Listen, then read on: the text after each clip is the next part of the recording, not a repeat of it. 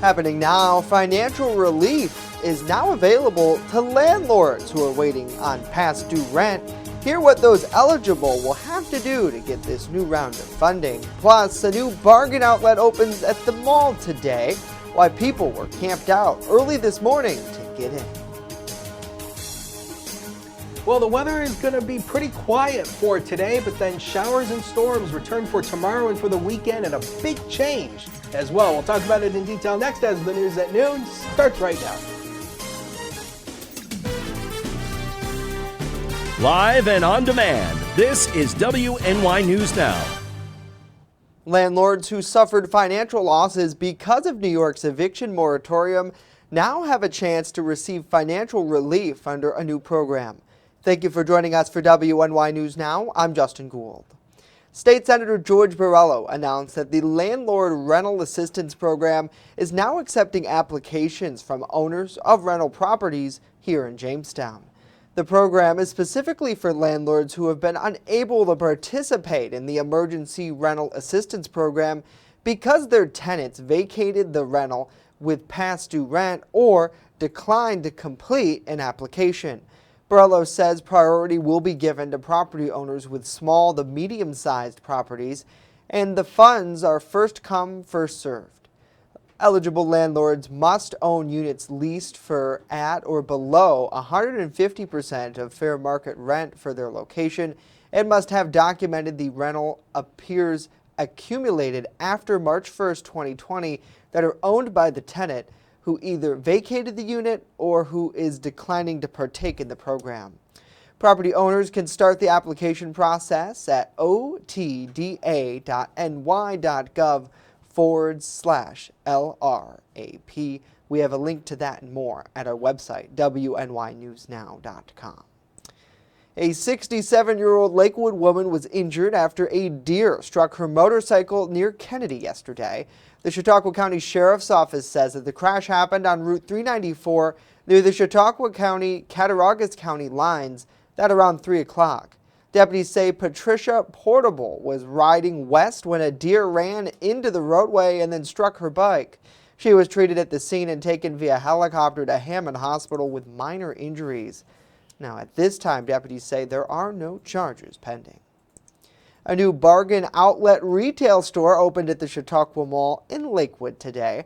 Our Bronson Rasmussen was there, along with dozens of excited shoppers, many of who camped out early this morning. Ollie's Bargain Outlet, who announced they plan to open a new location at the former Office Max earlier this year, cut the ribbon this morning. Led by District Manager Andrew Erie, the process of building the store took months of work, including building the fixtures, getting stock, and the hiring process, which included 60 to 70 people. We're very excited to be in Jamestown. The last 35, 40 days I've been coming down 2-3 times a week. I'm going to the restaurants. They're asking when we're showing up. We got people knocking on the windows. When are you opening? One of America's largest retailers of closeout merchandise and excess inventory, the store offers name brand merchandise at up to 70% off, including food, cleaning supplies, personal care items, hardware, floor coverings, books, and more. The outlet already has 3 nearby locations, one near the Mill Creek Mall in Erie, one at the DNF Plaza in Dunkirk, and in the Warren Mall. We have some people lining up already. I got here about 6:30 and there was people camping out, so that's a great thing. But we know the customer base here. People have been shopping at our stores in Erie, Dunkirk, and Warren for years. So we know we have a good customer base. Erie believes that this opening is a start to more retail business coming to the Jamestown area. In total, the outlet planned to open 50 new stores across both existing and new markets nationwide this year. Bronson Rasmussen, WNY News Now. Bronson, thank you. Well, it might be fall, but the city of Jamestown is looking towards next summer and discussing several new projects that are on their horizon. There are 500 acres of parkland citywide, and Mayor Eddie Sundquist plans to take advantage of it all.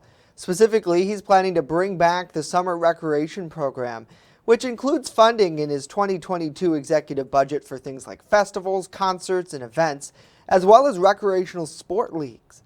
He also has his eyes set on developing amenities for area dogs as well. Under the budget, we have funded a dog park at Bergman Park, both for small and large breed dogs. with an agility course, shade, and water. We've also funded a disc golf course at Allen Park, a new playground at Nordstrom Park, improvements to Dietrich Park, AED devices at every city park, and 3 new laborers in our Parks Department to help maintain and absorb new projects. Among things not included in the budget, but are on the mayor's radar, include improvements to Willard Street Park and the possibility of building city-owned splash pads, too.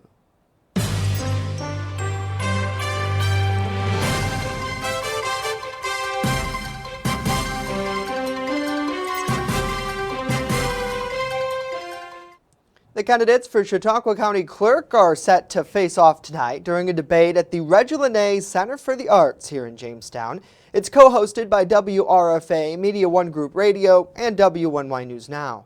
The debate starts at 6 o'clock in the WNY Center for the Arts Multimedia Room, which will be live streamed both on the radio and here on WNY News Now on our website /live and on channel 716 on Roku. Incumbent Republican Clerk Larry Barmore and challenger Democrat David Sally will take questions from WRFA's Julia Cecila Hanley, WJTN's Terry Frank, and myself. The county executive debate is set to take place next Thursday under a similar format. We certainly hope you can tune in. Thanks for joining us for WNY News Now. Let us know what you think about these stories and more in the comment section down below. For those of you joining us on Facebook Live and even those of you who are watching us today on the Roku channel, hello to you. It's great to see Vicky. Good to see Jim, David, Nicole, Connie, and Ann as well. Hopefully you're all having a great day and enjoying the beautiful weather that's out there, although it was a little foggy this morning. I definitely had to have my jacket on. Chief Forecaster Dakota Hunter joining us now with a first look at our forecast, but it looks like most of that fog, Dakota, it's out of here.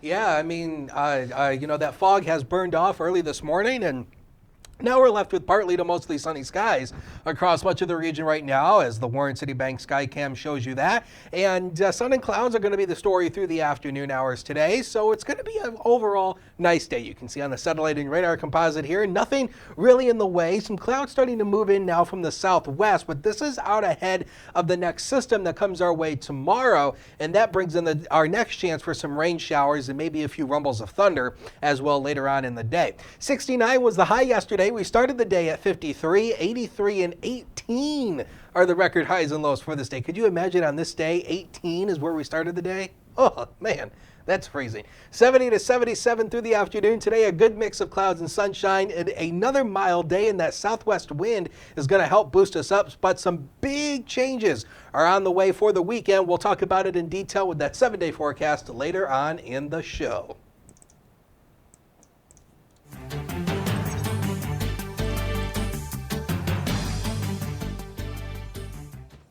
Well, digging into data, that's what's on the agenda for vaccine advisors to the FDA. Today, they're scheduled to vote on whether to recommend Moderna's application for a half-size booster of its COVID-19 vaccine for certain groups at least 6 months after their second dose. The company says the goal is to increase production and help worldwide vaccine supply. Now, tomorrow, Johnson & Johnson's booster will be up for a vote. Though if it does receive a recommendation, the company wants the FDA to decide who would get it and when. Also on Friday's agenda, we'll be considering mixing and matching shots. That's 9 different combinations which have been studied so far. But advisors aren't scheduled to vote on the issue just yet. As for the Moderna and Johnson & Johnson boosters, if they get a yes vote and move through the proper channels without any hiccups, some experts think the CDC could make a recommendation sometime in early November. Well, we may be moving quickly towards emergency approval of COVID vaccines for children 5 to 11, with millions of kids able to get vaccinated come the holidays. With that in mind, we wanted to know, if approved, would local parents get their kids vaccinated? Haley Potter with our news partner Erie News Now set out to find those answers. It might not be long before we see kids ages 5 to 11 rolling up their sleeves and getting the long-awaited for COVID-19 vaccine. Pfizer announced last week they requested FDA emergency use authorization for kids in this age group. Once approved and the CDC signs off, pediatricians' offices and pharmacies will start stocking up on these child-sized doses, which could be as soon as later this month or early November. It could actually get us out of one of the most horrible phases of the pandemic we've experienced. This news brings joy to pediatricians, so I took it to see how some local parents are feeling. Some have been on the edge of their seats waiting for their kids to get vaccinated. And why do you think it's a good idea? I'm a nurse and I work at UPMC Northwest in Seneca area, and the COVID we're seeing is very, very bad. And I just think it's our due diligence to get our kids vaccinated. This isn't going to go away unless we do. Actually part of the Pfizer trial for that age group. So we're hoping it gets approved for other kids around the country as soon as possible. But convincing some other parents may be a challenge. According to NBC, only 30% say they would get their children vaccinated immediately. Why do you choose not? Because I don't think the vaccination's been out long enough. I don't think there's enough information, and it doesn't make me feel very comfortable. You say you're not going to get your children vaccinated. Why not? I don't know. Research says that the research I've done says that they don't need to get it. Haley, thank you. According to Pfizer, a dose 1/3 the size of that given to adults is both safe and effective in young children, and again could come in their arms before Christmas. Coming up, a lot more to tell you about the new push to help schools and their bus driver shortage here locally. And later, Dakota's back with a full look at our weather forecast and when this summer-like heat could come to an end. Stay with us as WNY News Now continues.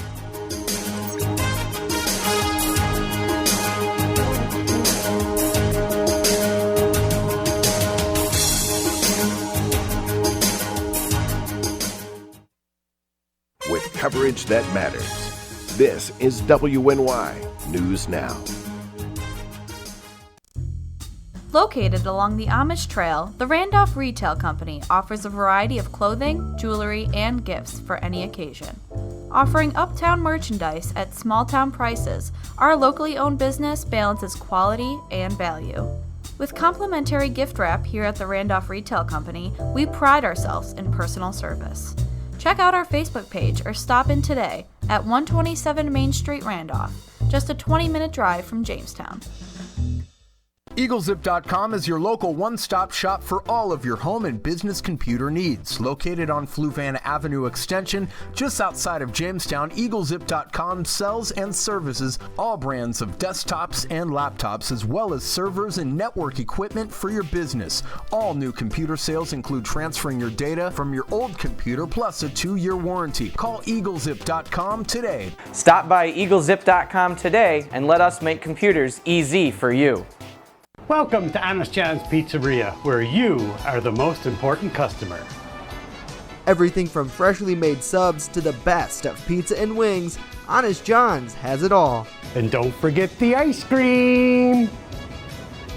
Order online today or check out our 2 great locations with buffets ready for every appetite. Don't I have the best job in the world?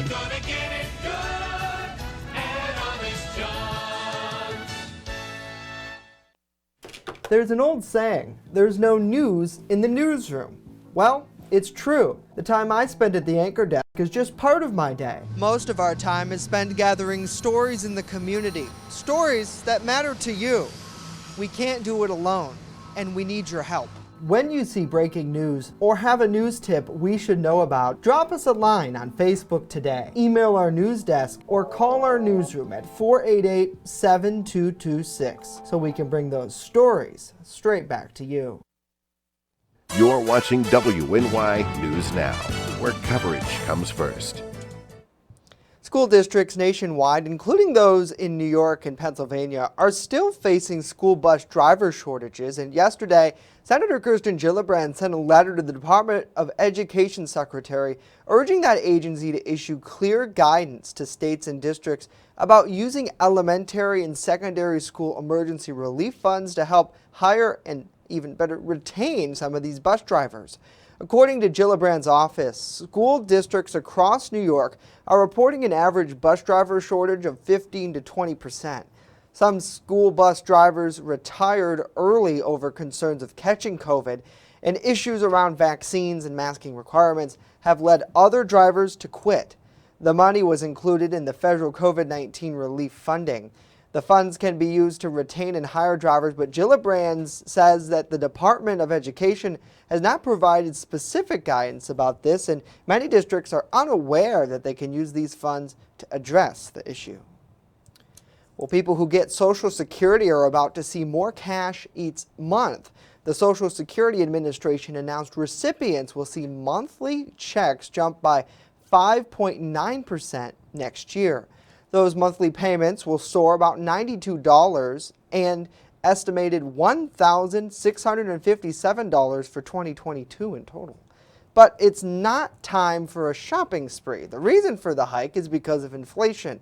To put it in perspective, in 2021, the adjustment was 1.3%. An advocacy group called the Social Security Works found even with the increases, benefits have lost 32% of their buying power since 2000. The annual adjustments have increased payments by 5%, but expenses have grown nearly by 105% over that same time period. Now, trustees estimate that Medicare Part B premiums are also expected to rise about 6.7% next year. Those premiums are typically deducted from your Social Security check. About 70 million people who get Social Security, including retirees and Americans with disabilities, will see the cost of living adjustment.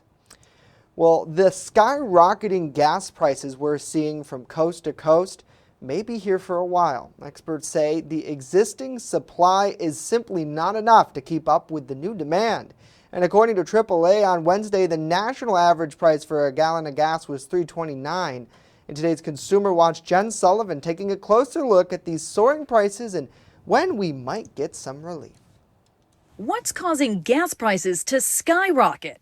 One expert points to those dirt cheap gas prices we saw at the height of the pandemic, happening as most of us stayed home and roads sat nearly empty. That's the low price that then caused the oil industry to start shutting down production, which is why oil companies let tens of thousands of workers go, why they shut down so much production. Energy demand is back, but supply has not kept up, and that's driving up oil prices, leading to pain at the pump. Those of us on a fixed budget hurt more than those who do not. It's like you got to travel miles upon miles just to find a good deal. According to AAA on Wednesday, the national average price for gasoline hit a 7-year high of $3.29 a gallon. That's up 7 cents in the past week alone. And the hike comes at a time when more people are hitting the road once again, with many returning to in-person work. Until those supply bottlenecks and oil production goes up to match the increase in demand, we could be stuck with oil prices that are at or near or set new 7-year highs. And experts say brace for those prices to continue to climb, and warn relief is still months away. The supply side of these markets will kick into the gear, meet the demand, and prices will begin to moderate. It's not going to be next month, next quarter, but I think by this time next year we'll be in a better place. For today's Consumer Watch, I'm Jen Sullivan. Jen, thank you. On Monday, U.S. oil prices finished above $80 a barrel for the first time in nearly 7 years, a huge jump of $120 since crashing to negative $40 a barrel back in April of 2020 as the pandemic brought travel to a halt. Well, back here at home, a SUNY Fredonia grad has been sworn in as the next United States Attorney in Western New York. Trina Ross was nominated by President Biden and confirmed by the Senate for that job last month. Ross is responsible for overseeing the prosecution of any federal criminal cases brought within the 17 counties of Western New York. The office also has representatives in the United States in all civil matters brought within the territory. She most recently served as the Director of Investigations, Legal Division, with the National Science Foundation's Office of the Inspector General since 2018. Ross also has been an adjunct professor at the State University of New York at Buffalo School of Law since 2006, the very school she graduated from in 1988. Certainly congratulations to her on Such an important position. Let us know what you guys think about these stories and more in the comments down below. We always love to hear from you. And we thank you for joining us on channel 716 on Roku as well. If you haven't downloaded it, I don't know what you're waiting for. Add it to your channel lineup. Just search channel, the full CHANNEL 716 today. Well, now let's get a full check of our weather forecast. Dakota's joining us back again, and many people, at least me, we should take a poll, actually. This would be interesting. How many people are upset about the heat and they want it to be fall, and how many people like it? Let us know down below, too. If I had to vote, Dakota, I wouldn't mind it to be a little chillier. Like, maybe 60s as high would be good. Right. I mean, I've mentioned before, I don't mind the chilly air. I actually do like the cooler days and the cooler nights. But it's when it really starts to cool off into winter, that's when I'm like, we're not doing when this. it's 36 degrees out there, I start to go, oh gosh, when How will about a this goose come egg to an end? for a high temperature? Ooh, God, no thank you. No thank you. No zeros. Gosh, that's cold. You know what's crazy is our bodies go through so much. I don't want to eat up too much of your weather. But you think about that Western New York, we're so unique. We'll have like 82 days, degree days, and then like 6 months later, it can be like 2 degrees outside. Isn't that 2 crazy? degrees with a wind chill of 25 below. Blows my mind. That's It's why I love coming, it, folks. Yeah. But the one thing that we did have early this morning was fog. And again, we've showed this graphic before, and I just think it's a great little science lesson because every time we see fog, some people might be wondering, how does it develop? Well, basically, at night, the cooler air settles on the higher elevations. It rushes down the hills into the lower elevations, and usually in the inland valleys is where you see the most amount of fog as the air temperature and the dew point reach the condensation point. They become equal or near equal, therefore you get the fog. And in terms of the temperatures this month, it has been a warm month. Have you noticed? The average temperature is 61 degrees as we run right now. That is almost 8 degrees above normal. And if October were to end today, right now, this would be the warmest October ever on record, dating all the way back to 1895. So that's as we run. So we'll see where we end up here. But almost every day this month, minus the first day of October, has saw a daily high temperature above average. And we're going to keep the warm air going for at least today here. So rather quiet through the day today. Watch for some more valley fog by the morning hours tomorrow, inland away from the lakeshore. Some storms will start to come our way later in the day on Friday, and cha-cha-cha changes are ahead as we go into the weekend. As of right now, we have the clouds starting to part downtown from the News Now cam. 66 as a noon hour, south-southwest wind to 6, and the dew point at 60. Got lots of 6s here. But basically, all in all, this is above average, and it's going to remain that way through today and through the day tomorrow. So the Storm Prediction Center does maintain a low-end marginal risk, a level 1 out of scale of 1 to 5 across all of western New York for some potential for some stronger storms later tomorrow afternoon. And the main threats with this is mainly going to be some strong gusty winds and some heavy rainfall as well. Maybe a touch of small hail, definitely not out of the question there. And you'll see what's coming here. Warm front's going to push up into the region. Then behind it, we have a strong cold front. That is going to be moving our way Friday and through the weekend, and you'll see what it will do to the temperatures. So the newest Rena Future Scan paints you just mainly sun and clouds through the afternoon. That little rain blip is not going to happen through the afternoon hours. But as we go into the evening hours, there will be a chance for a few scattered or isolated showers, and then the rain chances will start to increase as we go through the overnight hours and in through the day tomorrow. Notice a few more scattered showers and maybe a rumble of thunder popping up here, but the better chance for the thunderstorm activity is going to come later in the day on Friday, basically Friday afternoon into Friday evening. Notice the darker colors here starting to indicate the heavier amounts of rainfall. And again, if any one of them becomes strong to severe, it's mainly going to be a damaging wind gust threat. So temperatures lower 70s today. This is still above average, and it's still going to be a warm and mild day. Now, the next 7 days of your life are coming up on the screen. You'll see 63 on Saturday. That's with the cold front. Notice where the temperatures go on Sunday, back into the 50s. A few more showers, maybe lake effect rain showers develop Sunday and into Monday, and then the sun returns for Tuesday and Wednesday next week with temperatures returning above average once again. We'll take a break. Be right back. With coverage that matters, this is WNY News Now. I don't think that many kids in my son's school even do it. He makes fun of his friend who vapes. He would never try it. She's into soccer. She's on the honor roll. She's just not the type. No way. No way. No way. No way, my kid would never vape. Get your head out of the cloud. Today, nearly 8,000 kids will start vaping. Maybe even yours.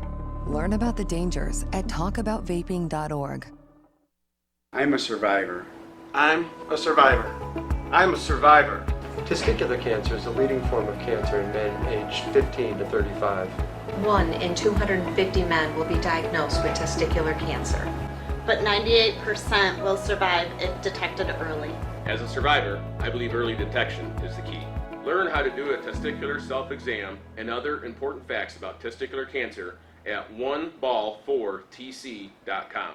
It's not just what we say, it's what we do. Local first. It isn't just our slogan. It's our mindset every single day. So whether you're watching our daily live streams or staying up to date with reports on our website and mobile app, you'll always see the same attention to detail from reporters who passionately care about our community, who have one goal in mind: to always put the facts first. For me, it's more than just getting the forecast right. What I love the most about my job is that I come into work every day to help break down the weather, letting people know how this is going to impact their day. We take pride that First Defense Weather is the only local weather team in the Southern Tier. We don't just copy and paste our weather from outside sources. Every part of our forecast is handmade right here in-house, something our team really takes pride in. What matters to you matters to us. Every story, every day. WNY News Now, where coverage comes first. You're watching WNY News Now, your source for breaking news. He played one on TV, and now William Shatner is a real-life space explorer. That 90-year-old actor behind Star Trek's iconic captain James T. Kirk took a 10-minute and 17-second journey to space and back. Reed Binion explains what this means for the future of commercial space travel. The New Shepard spacecraft boldly launching William Shatner where no 90-year-old has gone before, as he becomes the oldest living person to enter space. How's that, guys? That was unlike anything they described. Developed by Amazon founder Jeff Bezos' rocket company Blue Origin, the spacecraft carried Shatner and 3 others into the final frontier. What you have given me is the most profound experience I can imagine. I'm so filled with emotion about what just happened. Astrophysicist Adam Frank calls Shatner's journey a testament to the power of human imagination. Because who is William Shatner? He's just an actor. But James T. Kirk, they're all a part of our imagination about a vibrant human future that includes space. The billionaire space race has faced criticism as literal flights of fancy for the mega-rich, but Frank calls it the next step in space travel. Within 50 years, 60 years, I can imagine quite a human presence in space. And then the future of humanity is the solar system. For Shatner, it's a moment he will always remember. I hope I never recover from this. I hope that I can maintain what I feel now. I don't want to lose it. I'm Reed Binion reporting. Reed, thank you. Yeah, that sounds incredible. And we've talked about this, I think, before, Dakota, because we're both science nerds in a sense. And I've never been into Star Trek, but a huge Star Wars nerd. So if I had the opportunity, I would go to space. I really would. Just to travel like they did, just to be up there, experience weightlessness as like the actual, this is space weightlessness, the cold feeling of it. And I don't know, I really hope that in, say, 50 years, I feel like I'd still be around. I could probably do it. I won't be here. But probably afford it, hopefully then. But that's the thing. Let us know what you guys think about this. It's just so cool. And I know that there's a lot of people who say it's just for the rich, which, yeah, it costs a lot of money to do that. But I imagine over time, as they sort of normalize this, it's just like any other technology. Right. I mean, it's just like, I consider it Apple's first products. Right. Like, Very Apple's, expensive. like, when they release a first generation of a product, it's always very expensive. But eventually the price does come down. Right. And I think the same thing's going to happen with space travel. Right. I mean, like it's not going to be like a come crashing down, but, like what we heard, probably 40, 50, 60 years down the road. And I can't wait for it. But I won't be here, though. So that's, Dakota, would you go to space, Dakota? Probably. Maybe. All right. Well, we could go together. Okay. Well, that's it for us today. News continues 24/7 here in Jamestown and beyond. See, I did that. Have a great day.